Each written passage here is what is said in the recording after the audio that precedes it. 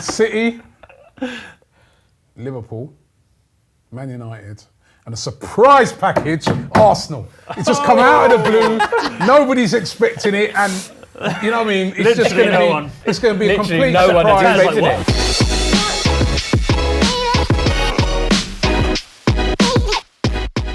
Right, it is going to be a big season next year, and I cannot wait for it. And 3 out of 4 of us believe our teams are going to challenge for the league.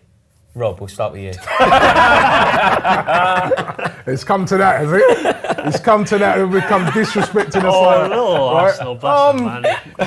Arsenal, listen, we're a team in transition. So I know, miracles can happen, but I don't think it will be us challenging for the league next season. We're too far off. We still got a lot of catching up to do. I think Chelsea, with some of the moves they're making, bringing in Ziyech and it's looking good. Bringing in, Timo Werner and that. I think, obviously United now with Bruno, they'll be looking to strengthen again in the summer. They're already. I've always said to Flex, you guys have got a good team anyway, right? So I think they'll be challenging. And obviously, City are stung. Spending some big money, boys. I think it's going to be a more competitive scene next season. Unfortunately, we're still way off, and I don't think this coronavirus thing's going to help us either. Yeah. I think Chelsea are going to lead a fairly sustained and serious bid for the title. I don't know if we're there yet, but I think we will lead one. But it's you that's troubling me, because I think with United, I've always felt like they had the ingredients, right? The side of the club, the experience, all the obvious stuff. But I felt like what they had was the wrong manager, and I felt like Solskjaer was never going to lead them to a title. The time will tell, but I definitely think what we've seen with Man United now is that we've tweaked our first 11 to a first 11 that actually is looking okay. Bruno Fernandes has come in and been an absolute revelation, and you look at the form we've been in, back end of the season, it was sensational form. But what I would say is, as soon as we make substitutions or an injury, the drop-off in quality is far too big. We won't be able to sustain a title challenge. It's huge for you, isn't with it? that team. It's huge. So we're putting the mechanics in to get there.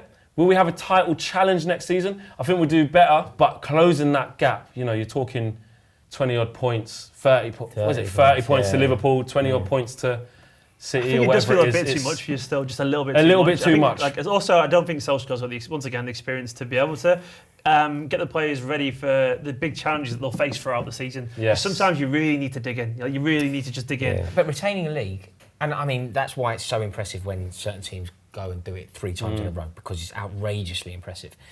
To retain it is so much harder than winning it. The fact that they're a club with such an established European pedigree, they went out early in Europe by their standards. They're going to want to put that right.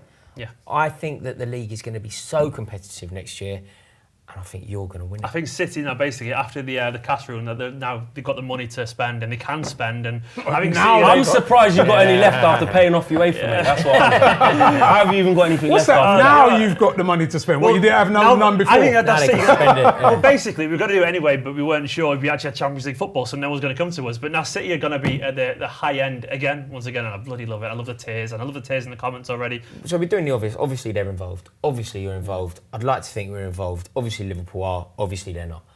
Is anyone else? Yeah, because you can't argue though. Do we need to be giving? Do we need to talk about Wolverhampton Wanderers? What, being involved in a title challenge? Yeah. No, we don't need to talk about that. Do we need to talk about Leicester City being involved in a title challenge? Familiar? Nope. I disagree. Look at how I agree with you. Look at how they dropped off. I think Wolverhampton Wanderers need to be discussed. As title challengers? Yeah, I do. As title challengers? Why not?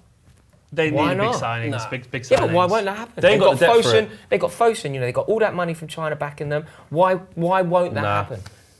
It just seems like I can't see it. But then you think about what you're asking them to do. You're asking them to find players of Van Dijk and De Bruyne and Mane quality to bridge that gap, and that's just too much. As good as the players that they can possibly sign, I'm not saying are they going to win the league. I'm saying are they going to be challenging for the league? Are they going to be up there at Christmas time? Are they going to be up there at Easter time? I mean, to win the league, you've got to challenge. No, I think they'll be challenging the top 4. They'll be around 4th, 5th. Yeah, where they are now, I think. I think it's going to be a very competitive league, because you'll have teams, those sort of teams just off it, which will be like, say, us, Leicester, Wolves. What are Tottenham going to do in the transfer window? Now Jose's going to get one. What will Tottenham do under Jose? Don't worry about it. No, but that's the thing. What will they do though? Yeah, but what will Tottenham do? So those teams will also be picking points off a team. So hopefully it'll be a lot more competitive. The thing is with Solskjaer, and I know like I'm not going to get giddy and say he's going to win as a Premier. I don't know, but I'm talking about the progress he's making. We've proved that we can beat the big teams. You're a team now. You're a team. We've proved that we're going in the right direction. We've proved actually that the types of players that we're buying fit the mould of what a Manchester United player should fit. And this is the best rebuild since we've had since Fergie's left. Yeah, look, I think I've said at the beginning of this video, I certainly think you're in the conversation. Okay then, well with that in mind, give us your top 4 in the order that it's going to be. City, Liverpool, United, Chelsea. United 3rd. Rob? I think City. You can give us your top 10 if you want. Yeah, if you want to say your own club. Yeah. City, Liverpool, Man United, and a surprise package, Arsenal. It's just come out of the blue. Nobody's expecting it, and you know what I mean. It's just going to be. It's going to be a complete surprise. Like, what, really? Yeah. Arteta bounce. It's going to be a complete surprise because you know what? Arteta bounce with the same players. Yeah. You know what? A lot of seasons there is a surprise. Yeah. There is a surprise. So I was putting us as that surprise. Come on in. I have to agree with you because I don't want Liverpool to retain it. I'll take that. And we're not good enough. And we're not going to be quite there. Pity one, basically. Yeah. A pity one. So I'm going to go with pretty much what you said with City, Liverpool, and then I think we'll be there in 3rd. I think we'll get it right in the summer, and Chelsea. Yeah. And Liverpool are retaining it. Sorry, mate. I've changed my tune completely. I hope they don't. But Liverpool are winning the league. Manchester City are coming 2nd. Chelsea are coming 3rd. United are coming 4th, and Arsenal are coming 8th. Thank you. Better than last season. Guys, thank you all so much for watching this video. Please comment below, let us know your predictions, and we will see you on the next video. And don't forget to subscribe, please.